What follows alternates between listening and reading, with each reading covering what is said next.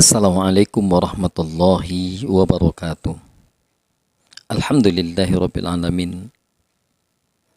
Takhluknya Ratu Saba. Sadat wa sayyidatul a'izza ikhwanil kiram.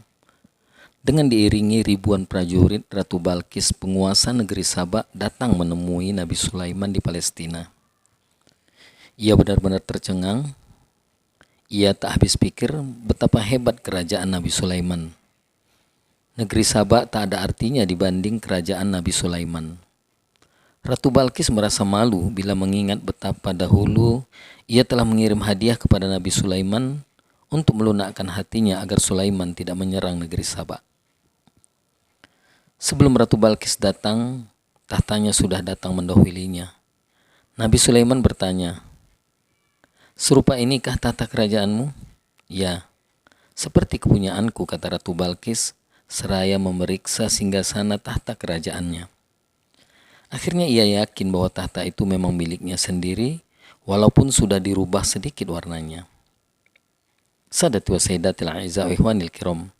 Kini bertambah yakinlah ia bahwa Sulaiman itu seorang nabi, seorang rasul utusan Allah yang dikaruniai kekuasaan luar biasa besarnya, sehingga mampu memindahkan tahta kerajaan dalam tempo yang singkat sekali. Memang tahta itu milik Ratu Balqis. Sulaiman telah dibantu anak buahnya bernama Asif bin Barkia, yaitu seseorang yang memiliki ilmu dan hikmah. Kemampuannya memindahkan tahta kerajaan Ratu Balqis lebih cepat ketimbang kemampuan jin Ifrit yang menjanjikan tahta itu pindah sebelum Nabi Sulaiman berdiri dari tempat duduknya.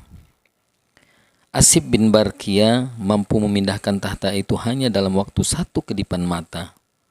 Berkata Ratu Balqis, "Sesungguhnya saya telah mengetahui kekuasaan Allah dan kebenaran kenabianmu sebelum ini, yaitu tatkala datang burung hudhud membawa surat darimu. Sejak itu kami beriman. Yang menghalang-halangi kami untuk menyatakan keimanan kami adalah karena kami hidup di tengah-tengah kaum yang sudah mendalam kekufurannya.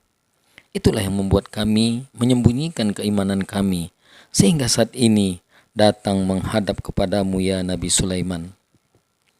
Sadat wa sayyidatil a'izza ikhwanil kiram. Nabi Sulaiman tersenyum lalu memerintahkan Ratu Balqis memasuki istananya. Lantai istana itu terbuat dari kaca tipis yang di bawahnya dialiri air.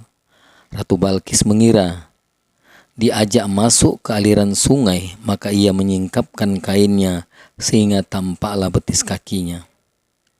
Nabi Sulaiman segera memberitahu bahwa lantai itu terbuat dari kaca putih yang tipis. Ratu Balqis tersipu malu. Serta-merta ia bersujud dan menyatakan keimanannya kepada Allah Subhanahu wa Ta'ala. "Ya Tuhanku, sesungguhnya aku telah berbuat zalim terhadap diriku, dan aku berserah diri bersama Sulaiman kepada Allah, Tuhan semesta alam." Demikianlah akhirnya Ratu Balqis menikah dengan Nabi Sulaiman dan hidup berbahagia hingga akhir hayatnya. Sadat wa sayyidatil a'izza wa ikhwanil kiram. Wafatnya Nabi Sulaiman, hampir tidak seorang pun yang mengetahuinya, yakni kematian Nabi Sulaiman, baik dari golongan jin maupun dari golongan manusia. Kematian Nabi Sulaiman baru diketahui setelah tongkat yang digunakannya bersandar rapuh dimakan rayap dan beliau jatuh tersungkur ke lantai. Doa Nabi Sulaiman dikabulkan Allah, yaitu tidak ada seorang pun yang memiliki kerajaan besar, kaya raya seperti kerajaan Nabi Sulaiman. Walaupun kaya raya dan berkuasa, Nabi Sulaiman tetap tunduk dan patuh kepada perintah Allah Subhanahu wa Ta'ala. Sadatu wa sayyidatil a'izza wa ikhwanil kiram. Demikian yang dapat disampaikan, lebih dan kurang saya mohon maaf, kepada Allah saya mohon ampun. Wabillahi taufik wal hidayah. Assalamualaikum warahmatullahi wabarakatuh.